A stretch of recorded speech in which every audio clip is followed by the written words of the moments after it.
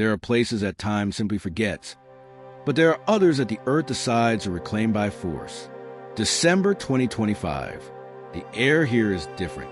It's not just the Pennsylvania cold. It's the smell of sulfur rising from the abyss. Beneath my feet, hundreds of meters down, an invisible inferno has been burning for more than 60 years. This place used to have a name. It used to have families, churches, and the laughter of children in the streets.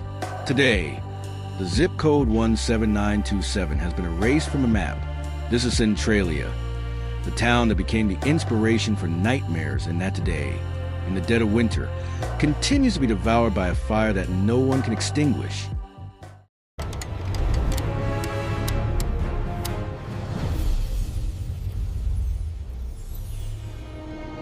To understand the silence that envelopes this place in the heart of Pennsylvania in December 2025, we had to travel there ourselves. We wanted to walk its non-existent streets and see, with our own eyes, if the ground truly still breathes fire. But to understand what we are seeing today, we first have to understand how, on a May afternoon in 1962, a human error condemned this town forever. It all began routinely. The Centralia Town Council ordered the local landfill, located in an old open pit mine east of the cemetery, to be cleaned up just before Memorial Day. The solution? Setting the trash on fire. What no one anticipated was that beneath that waste, the Earth's core was connected to a labyrinth of nearly pure anthracite coal. For years, Centralia tried to ignore the fire until the ground began to swallow its inhabitants. On February 14th, 1981, little Todd Domboski, just 12 years old, was walking in his grandmother's yard when the earth opened up beneath his feet. In an instant, he fell into a 45-meter deep sinkhole. Todd miraculously saved his life by clinging to the roots of a tree until his cousin rescued him. But the horror was now unstoppable. Centralia was no longer just a town with an underground fire. It had become a death trap where the ground could swallow you alive at any moment. The government allocated $42 million for a single mission: to wipe Centralia off the map. They bought every house and demolished it to prevent further tragedies. Today, in December 2025, walking through here is like navigating an empty puzzle. The sidewalks lead nowhere and the forest has swallowed entire neighborhoods. But among the ashes, a few houses still stand, refusing to disappear. As we ascend, the landscape changes. We are about 500 meters above sea level, and the Pennsylvania winter is making its presence felt. The snow, which was non-existent just a few kilometers ago, begins to cover everything. Suddenly, we are enveloped in a fog so dense that it barely allows us to see the road.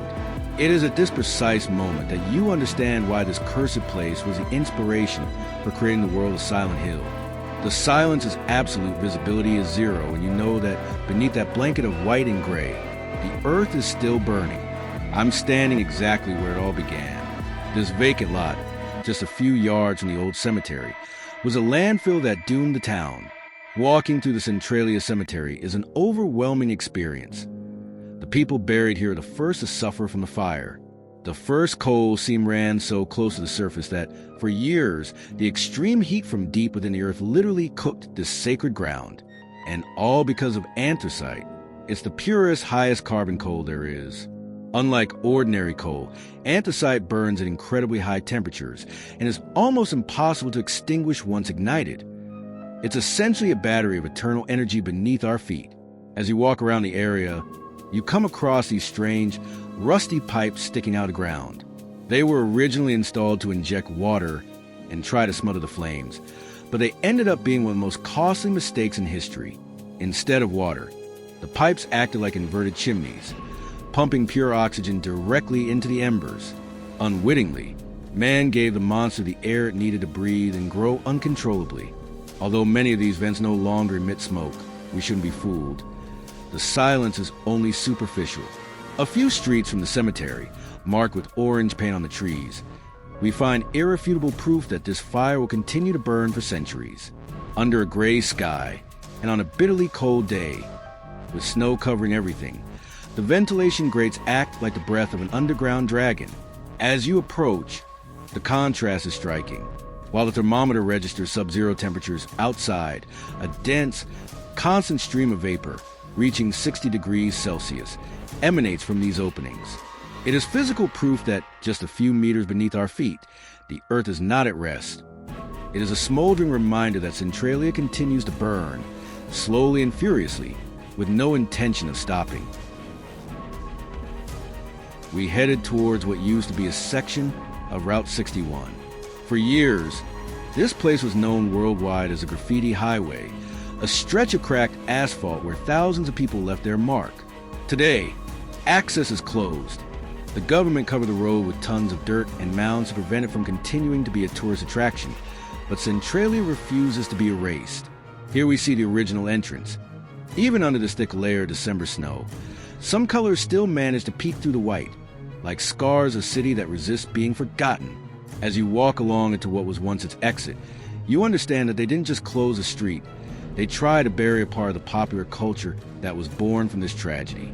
But not everyone agreed to leave. While the government demolished entire neighborhoods, a small group of residents waged a legal battle that lasted decades. In the end, they were allowed to stay under a bittersweet agreement. They can live in their homes until the end of their days, but after their death, the state will take possession and the houses will be torn down forever. Today, only 3 families remain. Seeing these houses in December 2025 is a surreal image. Perfectly maintained structures, with their decorations and lights, surrounded by miles of forest and empty foundations. They are islands of life in the middle of a ghost town. Their inhabitants are not just residents. They are the guardians of Centralia that no longer exists, living with the expiration date of their own homes marked on the calendar. If you look up from any point in the empty streets, there's a structure that seems to watch over everything. It's the Church of the Blessed Virgin Mary, located high on the hill, outside the direct danger zone of the gas. This Ukrainian church is the last beacon of normalcy in Centralia. It's almost a visual miracle. While the town below is demolished and consumed by fire, its white domes still gleam under the December snow. Even more incredible, it's not a museum. It remains a living church.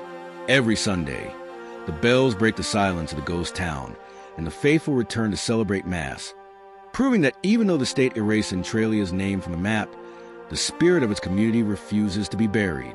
But perhaps the most ironic aspect of this story is that the anthracite market hasn't died with the town. A few kilometers from Centralia's limits, the mines remain active, and the machinery never rests. The same coal that is now consuming this place within is still being extracted. It's a race against time and geology. Man continues to exploit the earth while the fire, silent but unstoppable, advances beneath his feet. Since we will never have current images of what daily life was like in Centralia before the disaster, we can simply look at the neighboring towns. Communities like Ashland and Frackville maintain the exact same architectural style and mining essence. Seeing their vibrant streets, we can be sure that this is what Centralia looked like before it became this puzzle of ash. Centralia is not just a ghost town. It's a reminder that sometimes we start fires that we cannot put out. As long as there is fuel, the earth will continue to breathe smoke, and this corner of Pennsylvania will remain a frozen hell on the map. If you enjoyed uncovering the mystery of Centralia with me, don't forget to like the video and subscribe to the channel. It's completely free and it helps us a lot, so we can continue traveling and bringing you more stories and adventures like this one. And before you go, leave me your opinion below. Do you think everything really happened as the history books say? Or do you think this is some kind of government invention or experiment to evacuate the area? I'd love to read your theories. Thanks for joining me on this journey, and I'll see you in the next adventure